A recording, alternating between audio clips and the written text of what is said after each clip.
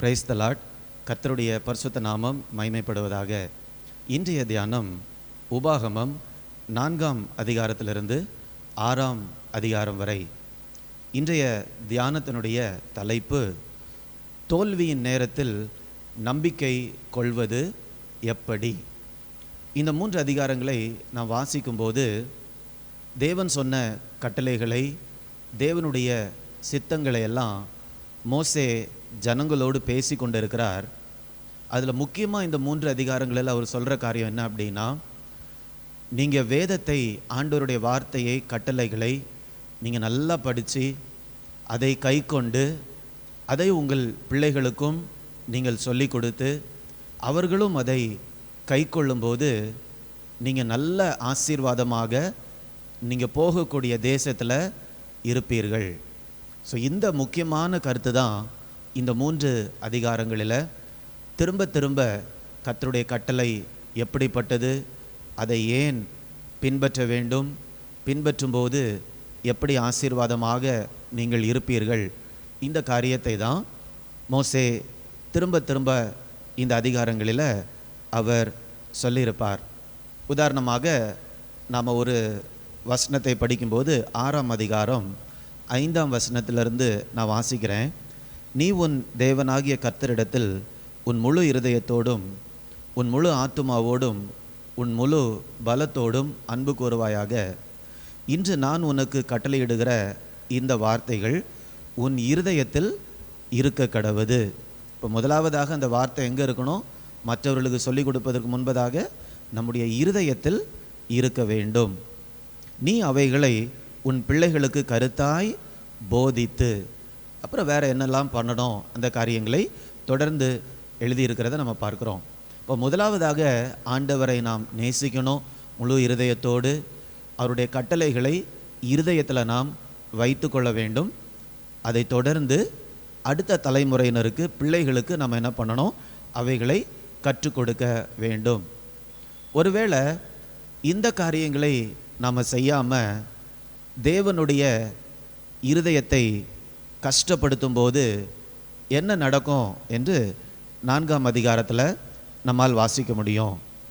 4ஆம் அதிகாரம் 25ஆம் வசனத்தில் பார்க்கும்போது, இதெல்லாம் நீங்கள் செய்யாமல், கீழ்ப்படியாமல் நீங்கள் பொல்லாங்கான காரியங்களை நீங்கள் செய்தீங்கன்னா என்ன நடக்கும் என்றால், நீங்கள் போகக்கூடிய தேசத்தில் நீங்கள் நெடுநாள் என்ன பண்ண மாட்டீங்க? இருக்க மாட்டீங்க, நிர்மூலமாகி விடுவீர்கள். ஆண்டவர் உங்களை மற்ற தேசங்களில் உங்களை சிதறி போக பண்ணுவார் என்று சொல்லக்கூடிய ஒரு எச்சரிப்பை கூட மோசே இந்த இடத்துல கொடுக்கிறார். நம்முடைய வாழ்க்கையில் கூட ஆண்டவர் நமக்கு அவருடைய வார்த்தைகளை கொடுத்திருக்கிறார். ஆண்டவருடைய வார்த்தைகளை நாம் கை கொள்ளும்போது ஆண்டவருடைய ஆசீர்வாதத்தோடு, ஆண்டவருடைய பாதுகாப்புக்குள்ளாக, ஆண்டவருடைய வாக்குத்தத்தத்திற்கு சுதந்திரவாளிகளாக, ஆண்டவருடைய நோக்கத்திற்குள்ளாக நம்ம காணப்படுவோம். ஆனால் ஒருவேளை ஆண்டவருடைய வார்த்தைக்கு வெளியில் நம்முடைய வாழ்க்கை காணப்படும் என்றால், இங்கே நம்ம வாசிக்கிறது மாதிரி தான் ஒரு ஜெயமுள்ள வாழ்க்கை இல்லாமல் ஒரு தோல்வியான வாழ்க்கைக்குள்ளாக நாம் கடந்து போவோம். நம்ம நிறைய நேரத்தில் ஆண்டவருடைய வார்த்தையை கடைபிடிக்காமல் இருக்கும்போது வாழ்க்கையில் ஆண்டவருடைய பிரசன்னம் இருக்காது. ஆண்டவர் வாக்கு கொடுத்த காரியங்களுக்குள்ளாக நம்மால் போக முடியாது. ஒரு விரக்தியான வாழ்க்கை, ஒரு தோல்வியான வாழ்க்கையாக காணப்படும். இன்றைக்கு நாம் என்ன காரியத்தை தியானிக்க போகிறோன்னா, அப்படி நாம் கீழே விழும்போது நாம் என்ன செய்ய வேண்டும் என்று தான் இன்றைக்கி நாம் பார்க்க போகிறோம். 29ஆம் வசனத்தை நான் வாசிக்கிறேன். அப்பொழுது அங்கே இருந்துன்னா எங்கே இருந்து? ஒருவேளை நம்ம கீழே விழுந்து கிடக்கலாம். கீழே விழுந்து இருக்கக்கூடிய இடத்துல இருந்து. இஸ்ரவேல் ஜனங்களை பொறுத்த வரைக்கும் இங்கே கீழ்ப்படியில்லைன்னா உங்களை நான் சிதறடிச்சிருவேன். அப்போது அங்கே இருந்து, அப்போ அங்கே இருந்து என்று சொல்லுவது நம்முடைய தோல்வியின் இடம். அந்த இடத்திலிருந்து தொடர்ந்து நான் படிக்கிறேன். உன் தேவனாகிய கர்த்தரை தேடுவாய், உன் முழு இருதயத்தோடும் உன் முழு ஆத்துமாவோடும் அவரை தேடும்போது அவரை கண்டடைவாய். நம்ம எல்லாருக்குமே தெரிஞ்சிருக்கணும், நம்முடைய தோல்வியின் நேரத்தில் எப்படி நாம் தேவனை தேடுவது. நம்ம தோற்று போன நேரத்தில், ஆண்டவருடைய ஆசீர்வாதத்திற்கு வெளியில் புறம்பாக இருக்கக்கூடிய நேரத்தில் ஆண்டவரை தேடுவது அவ்வளவு எளிதான காரியம் அல்ல. ஏன்னா ஒரு உள் உணர்வு அந்த நேரத்தில் இருக்காது, ஒரு தேவ பிரசன்னம் அந்த நேரத்தில் காணப்படாது, ஒரு வெறுமை விரக்தி காணப்படக்கூடிய நேரத்தில் தேவனை தேடுவது அந்த அளவுக்கு எளிதான காரியம் அல்ல. ஆனால் நம்முடைய தோல்வி நேரத்தில் நம்பிக்கை திரும்பவுமாக நம் வாழ்க்கையில் பிறப்பதற்கு ஆண்டவர் வைத்திருக்கக்கூடிய ஒரே வழி என்னன்னா, 29ஆம் வசனத்தில் நம்ம வாசித்த காரியம்தான். நம்ம தோல்வியில் தோற்று போய் கீழே விழுந்து கிடக்கும்போது ஆண்டவரை முழு இருதயத்தோடு நம்ம தேடுவோம் என்றால் நம்ம அவரை என்ன பண்ணுவோம்? தேடி கண்டுபிடிப்போம். இதை நம்ம எல்லாரும் புரிந்து கொள்ள வேண்டும், அனுபவிக்க வேண்டும். நான் கடந்த ஒரு 15 ஆண்டுகளாக இந்த ஒரு காரியத்தை செய்து வருகிறேன்.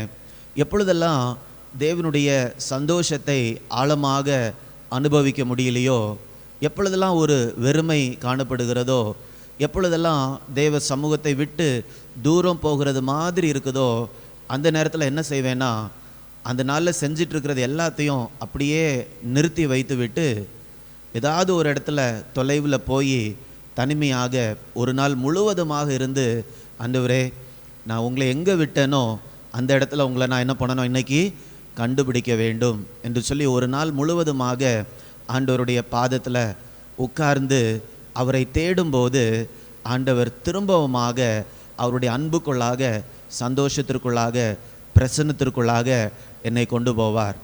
அநேக நாட்கள் இதே மாதிரி நான் செஞ்சுருக்கேன். ஆனால் ஒரு நாள் கூட அவரை தேடி கண்டுபிடிக்காமல் நான் திரும்ப வந்ததில்லை. அப்படின்னா என்ன அர்த்தம்? அவர் வாக்குத்தத்தத்தில் உண்மை உள்ளவராக இருக்கிறார். நாம் தோற்று போகும்போது, பிரச்சனையோடு இருக்கும்போது, ஒரு சமாதானம் இல்லாமல், சந்தோஷம் இல்லாமல் இருக்கும்போது அவரை தேடும்போது அவர் உண்மையாகவே நமக்கு காணப்படுகிறார். நீங்களும் கூட இந்த மாதிரி காரியங்களை செய்யலாம். ஒருவேளை நீங்கள் வேலை செய்கிறவங்களாக இருக்கலாம், அல்லது உங்களுடைய பின்னணி எதுவாக இருந்தாலும் உங்களுடைய உள்ளத்தில் ஒரு தேவ பிரசன்னம் ஆழமாக காணப்படலைன்னா நீங்கள் செஞ்சிட்ருக்கிற வேலைகள் எல்லாம் அப்படியே வச்சுட்டு, அல்லது ஒரு நாள் லீவ் எடுத்துட்டு ஏதாவது ஒரு இடத்துக்கு தனியாக யாரும் இல்லாத இடத்திற்கு, அல்லது உங்களுக்கு டிஸ்டர்பன்ஸ் இல்லாத ஒரு இடத்துக்கு போய் ஒரு நாள் முழுவதுமாக அமைதியாக அவரை தேடுவீர்கள் என்றால் நீங்கள் திரும்பி வரும்போது மிகுந்த சந்தோஷத்தோடும் திருப்தியோடும் நீங்கள் கடந்து வருவீங்க. ஏன் தெரியுமா? 31ஆம் வசனம் இவ்வாறு சொல்லுகிறது, உன் தேவனாகிய கர்த்தர் இரக்கமுள்ள தேவனாக இருக்கிறபடியால் அவர் உன்னை கைவிடவும் மாட்டார், உன்னை அழிக்கவும் மாட்டார், உன் பிதாக்களுக்கு தாம் ஆணையிட்டு கொடுத்த உடன்படிக்கையை மறக்கவும் மாட்டார். இல்லை பார்த்தீங்களா? அவர் மிகவும் இரக்கமுள்ள தேவனாக இருக்கிறார். ஒருவேளை நம்முடைய பலவீனத்தை நிமித்தமாக ஆண்டவர் செய்ய சொன்னதை செய்யாமல் கூட நம்ம காணப்படலாம். ஆனால் திரும்ப போய் ஆண்டவரே, அல்லது என் தேவனே, என் தகப்பனே, இயேசுவே என்று நம்ம திரும்பி போகும்போது அவர் இரக்கமுள்ள தேவனாக இருக்கிறபடியால் இந்த 3 வார்த்தைகளை நீங்கள் பார்த்தீங்கன்னா இந்த வசனத்தில், அவர் நம்மை கைவிடவும் மாட்டார், அவர் நம்மை அழிக்கவும் மாட்டார், அவர் நம்மை மறக்கவும் மாட்டார். ஏனென்றால் ஆண்டவர் நம்மோடு செஞ்சிருக்கக்கூடிய உடன்படிக்கை அது நித்திய உடன்படிக்கை. நான் உங்களை விட்டு விலகுவதும் இல்லை, உங்களை கைவிடுவதும் இல்லை. ஏன்னா நித்தியமான ஒரு உறவுக்குள்ளாக தான் ஆண்டவர் நம்மை கொண்டு வந்திருக்கிறார். ஆனால் நாம் அவரை விட்டு தூரத்தில் ஓடும்போது தான் அவரோடு இருக்கக்கூடிய உறவு ஐக்கியத்திலிருந்து நம்ம பிரிந்திருக்கிறது மாதிரி இருக்கும். ஆனால் ஆண்டவர் நம்மோடு செஞ்சிருக்கக்கூடிய உடன்படிக்கை அது நித்தியமான உடன்படிக்கை.